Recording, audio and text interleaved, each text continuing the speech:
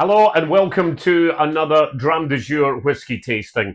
I'm Scott Wilson and once again I'm in my whiskey room and today with something a bit different because I have a whiskey from the Isle of Lewis, from Uig on the west coast of the Outer Hebrides, and from what I'm led to believe is the first legal distillery in the history of the Outer Hebridean archipelago, and it's remote even by the standards of the Hebrides. They make their whiskey using traditional methods. They're all very small batch. Everything is done by hand. They grow their own barley. They have their own peat banks.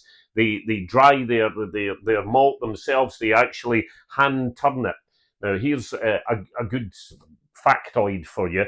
If you're ever in a pub quiz and the question comes up, what is monkey shoulder? It's a repetitive strain injury that is caused by the RSI of turning malt all the time. So using a shovel or using a rake, these people get this repetitive strain injury and it's called monkey shoulder, and that's where the name of the whiskey comes from.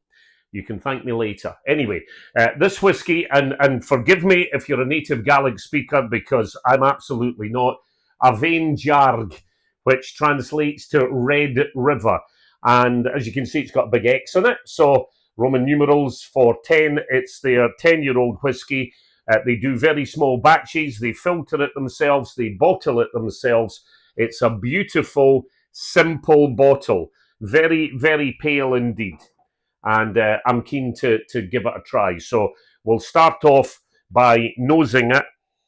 And the first impression you get is malt. Lots and lots of malt.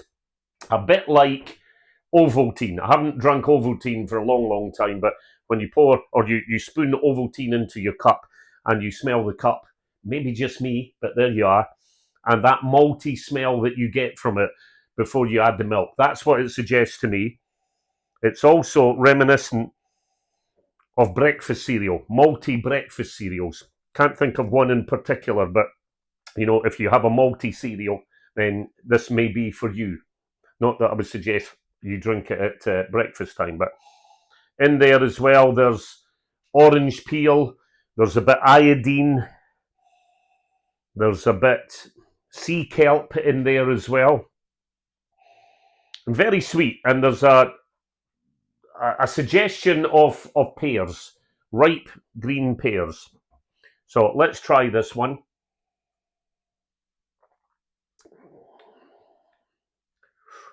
Okay, there's the sweetness of honey.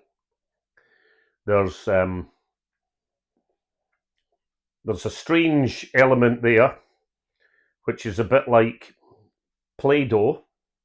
Not that I've eaten Play-Doh, or not that I've eaten Play-Doh for a long, long time anyway, but it's certainly elements of that. Something, something plasticky. I'm not entirely sure what it is.